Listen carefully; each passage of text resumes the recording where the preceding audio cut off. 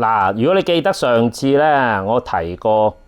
今個經文咧，就可以話到俾你聽，究竟你係咪真係揾到上帝嘅咧嚇？即係你即係算係有個 test 啦嚇，試一試係咪真㗎咁樣。嗱，如果你有呢啲咁嘅現象咧，咁就應該咧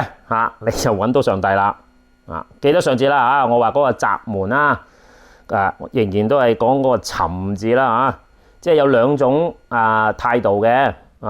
就係有種係跟即係好被動嘅即係禱告完之後咧就喺度等另一種咧就唔係因為主耶穌講咗噶嘛，你求嘅一定求得到嘅，係爭在你有冇去揾嘅啫咁所以咧嗰個尋字係一個好重要嘅即係分界係啦，好重要分界，咁就提醒下大家嘅啫好啦，嗱到呢度咧，呢段經文咧就我讀咗先啦然後我盡快將嗰個重心究竟佢講乜嘢咁就講俾你聽先咁你發現我同你講嗰個重心同嗰個經文究竟點樣拉得關係咧咁我就慢慢一步就等你明白就係咁樣。所以咧呢度得幾句嘅啫，好快等我讀一讀佢就話咧，你們要提防假先知他們到你們這裏來，外面咧就披着羊皮裏面卻是殘暴的狼。憑着他們的果子就可以認出他們來荊棘上怎能找葡萄呢？泥垢就怎樣豈能摘無花果呢？這樣凡好樹都結好果子，唯有壞樹就結壞果子。好樹就不能結壞果子嘅喎，壞樹就不能結好果子。凡不結好果子的樹就砍下來掉在火裏。所以憑着他們的果子就可以認出他們來啦。嗱，一方面啦呢段經文就話齋即係主耶穌大概係2000幾年前就而家2021年啦咁即係話都有2000好幾年啦。咁再加埋咧呢啲文字咧尤其是中文啦佢翻譯原文過嚟咧，亦都係啲比較古文啲噶咁所以咧佢就即係聽起上嚟就唔係咁順耳。不過咧我兩句講完好簡單究竟就佢個重心係咩咧咁樣好，咁咧就講一講呢樣嘢先或者容易等大家代入啲啦我唔知大家近排有冇去 Costco 啦咁咧突然間又見到好多西瓜喎好多西瓜，好大個添咁你咁我見到人哋喺度拍個西瓜，咁我又跟人咁拍啦，咁但係拍落去咁即係點樣咧咁你點樣揀西瓜咧咁通常都係走去拍嘅咁但係咧就其實冇人點樣教嘅。其實即係YouTube 都有人講過點樣揀西瓜。咁你拍落去咧，當當聲嗰啲咧就應該係好啲嘅。如果你打落去咧實咕咕咧，咁應該佢就裏邊就係仍然都係仲係未熟咁啦因為靚嗰啲西瓜中間係已經通窿噶啦嘛所以咧你打落去咧就應該有啲回音嘅咁所以咧如果你打落去實掘掘嗰啲咧，咁即係代表嗰個西瓜其實就仲係實，仲未係完全成熟啦。咁仲話咧有人話個定啦要細咁咧要嗰啲紋咧就要青，即係清楚唔好含糊咁樣即係要好睇嘅咁樣咁咧就我一時又揾到，一時又揾唔到嘅咁所以咧我都唔係好清楚究竟點樣揀西瓜。呢度咧其實基本上咧就係耶穌就教我哋點樣去揀西瓜咁當然啦，佢講嘅西瓜梗係我講嘅西瓜，梗係唔係主耶穌講啦。主耶穌梗係講究竟我哋嘅人人品究竟係點樣睇嘅咧咁樣咁佢話咧就因為咧中文有句啦知人口面就不知心。咁所以咧如果你就係靠住表面嘅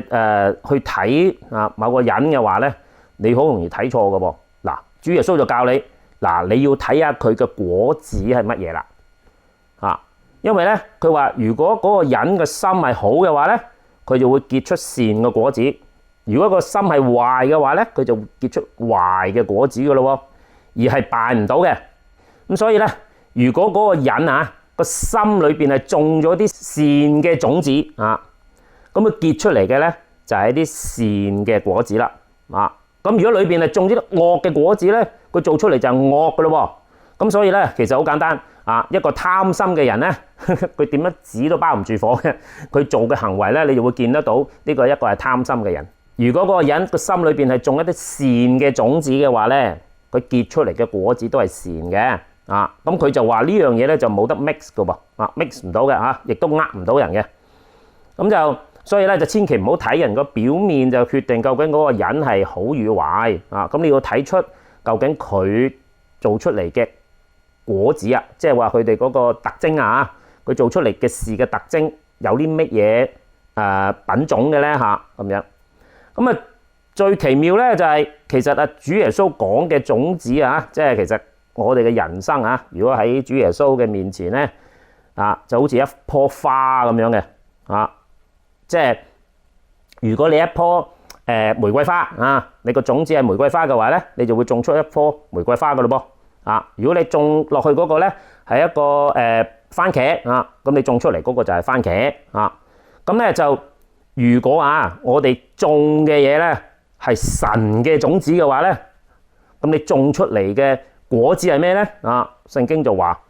仁愛喜樂和平忍耐恩慈良善信實溫柔節制。嗱，呢啲咧都係神嘅種子嘅特徵係啦。咁如果你見到有啲人有啲咁樣嘅特徵嘅話咧，佢好可能佢心裏邊嘅係神嘅種子嚟嘅噃，係啦。咁再講喺邊一個係個表者咧就係主耶穌基督咯因為點解咧？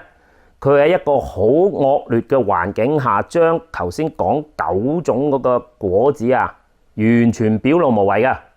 你會見到咧，耶穌就算係俾人哋陷害俾人釘死咧，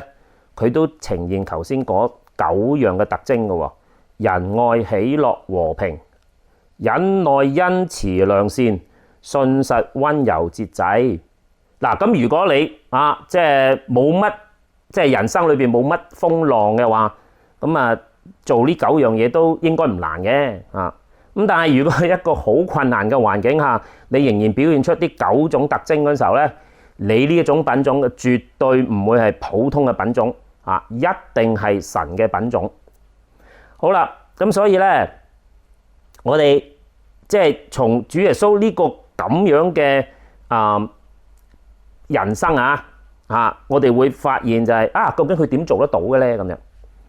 好啦，咁有一樣嘢咧，就想提一提大家咁就好似種瓜得瓜就種豆得豆咁樣咁嗱，要小心啲嘢唔係講緊你個種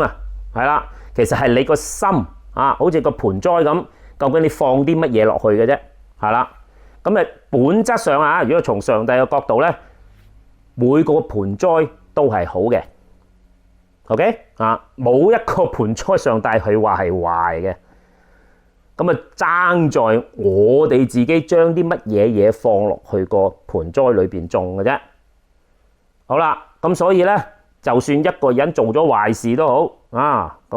佢好大可能咧就種咗啲壞嘅種子喺佢個盆栽裏邊，就種咗啲古靈精怪嘢出嚟。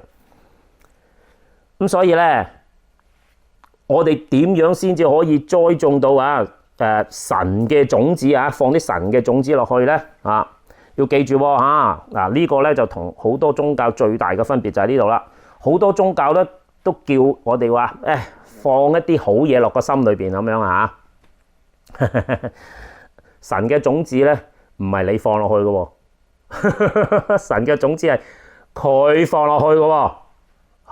咁樣咁即係點樣先種得到一路以嚟頭先一路都講啦上帝咧放種子咧，其實佢係願意放喺人哋嘅你個盆栽裏邊嘅，係爭在你冇阻住佢嘅啫。咁如果你唔阻住上帝放個種子落去咧，上帝就會將佢放落去噶啦。咁所以咧，你要記住啊嚇，呢個比喻係最好嘅咧，就係其實係上帝咧就係栽種嘅人啊，你可以話農夫嘅啊，係只有上帝先至可以將佢嘅種子啊放喺我哋個心裏邊啊嚇啊，只要我哋願意啊，咁咧嗰個種子咧就會喺我哋個盆栽度發芽，就長出神嘅果子啦，係啦。咁所以咧，我哋如果唔左手左腳啊，咁咧上帝就會可以將嗰個種子放落去我哋個心裏邊噶啦。咁所以咧，如果我哋啊喺即係讀聖經嗰時候，發現就係，咦，點解主耶穌會咁樣嘅咧？啊，佢咁慘喎嚇，俾人咁屈啊，佢都冇乜點樣叫出嚟嘅噃啊，佢仍然都表現出頭先我所講嘅神嘅果子啦啊，9種特徵啊啦，仁愛、喜樂、和平、忍耐、恩慈、良善、信實、溫柔、節制。如果大家都想啊羨慕呢種果子嘅話咧，咁你遠遠打開你個心，喂，上帝，你可唔可以放個種子落嚟啊？咁樣啊，咁然後咧你就慢慢種下咧，就會種出頭先嗰幾種啊有幾種特徵嘅果子出嚟噶啦，係啦，呢啲就可以話係基督徒啦。咁所以咧喺我哋嘅人生裏邊啊冇乜追求嘅啫啊，追求就係點樣可以做得更好咧啊，因為始終啊而家個世界有 pandemic， 又有好多其他古靈精怪嘅嘢，冇一日安寧嘅差唔多。咁所以咧我哋要追求嘅咧就係點樣可以喺一個亂世裏邊都可以活出頭先嗰9種特徵出嚟，咁嘅人生就不枉過啦，係咪啊？咁所以咧希望啊呢個信息啊，即係好似主耶穌就即係教我哋點樣去種西瓜啊，種瓜得瓜，種豆得豆。最重要嘅咧都係打開我哋個心下，接受神嘅種子即係主耶穌基督嘅話咧，你就會種出呢啲咁樣嘅果子嚟啦。咁就算喺呢個咁樣嘅荒謬嘅世界，願大家都有平安喜樂。好，咁下次再見，拜拜。